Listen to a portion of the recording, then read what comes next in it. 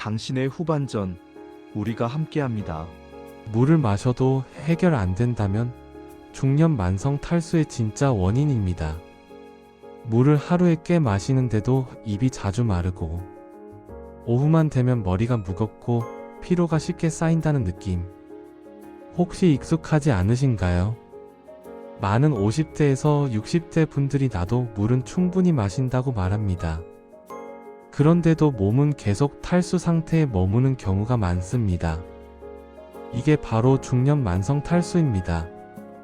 오늘은 단순히 물을 더 마시라는 이야기가 아니라 왜 중년 이후에 만성 탈수가 생기는지, 그리고 어떻게 해결해야 하는지 현실적인 방법으로 정리해드리겠습니다.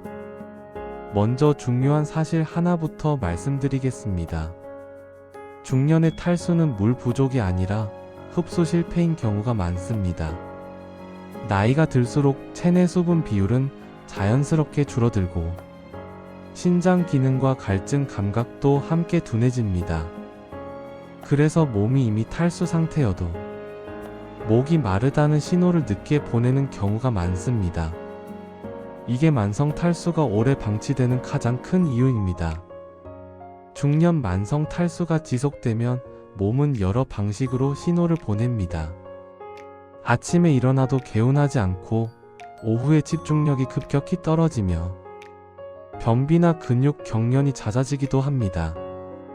피부가 건조해지고 혈액이 끈적해지면서 혈압과 혈액순환에도 영향을 줄 수 있습니다. 단순한 갈증 문제가 아니라 전신 건강 문제로 이어질 수 있다는 뜻입니다. 첫 번째 해결법은 한 번에 많이가 아니라 자주 나눠 마시기입니다. 중년 이후에는 한 번에 많은 양의 물을 마셔도 그대로 소변으로 빠져나가는 경우가 많습니다. 가장 좋은 방법은 한 번에 150ml에서 200ml 정도를 하루 여러 번 나누어 마시는 것입니다. 특히 아침 기상 직후, 식사 30분 전, 외출 전후 이 타이밍이 중요합니다. 두 번째는 수분만이 아니라 전해질 균형을 함께 챙기는 것입니다. 땀을 많이 흘리지 않아도 나트륨, 칼륨 같은 전해질은 나이가 들수록 쉽게 부족해집니다.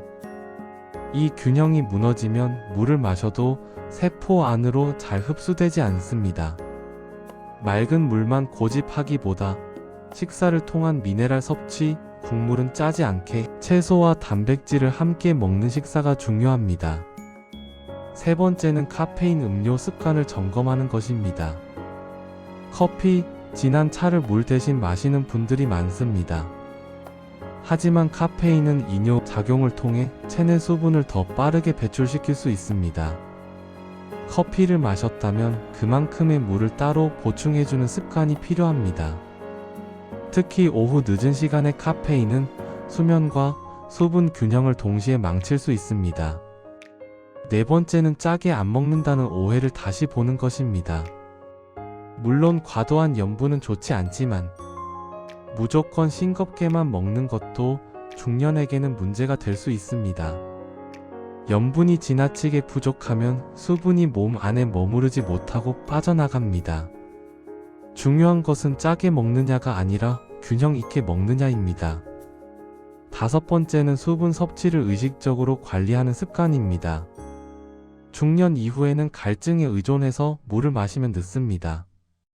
시간을 정해두고 마시는 습관을 만드는 것이 훨씬 효과적입니다. 휴대용 물병을 눈에 보이는 곳에 두는 것. 이 작은 변화만으로도 만성 탈수 개선에 큰 도움이 됩니다. 여기서 꼭 기억하셔야 할 점이 있습니다. 중년 만성 탈수는 며칠 물을 많이 마신다고 해결되지 않습니다.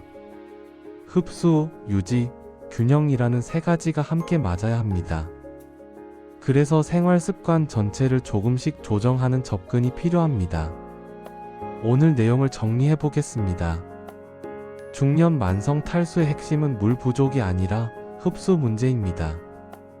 자주 나눠 마시기, 전해질과 식사 균형, 카페인 조절, 의식적인 수분 관리 습관이 가장 현실적인 해결책입니다. 이 변화는 피로, 집중력, 혈액순환까지 동시에 영향을 줍니다. 지금까지 시니어였습니다. 오늘 내용이 도움이 되셨다면 구독과 좋아요 부탁드리고 50대에서 60대의 삶을 더 건강하고 단단하게 만드는 지식 여러분의 후반전 시니어 신이 함께하겠습니다.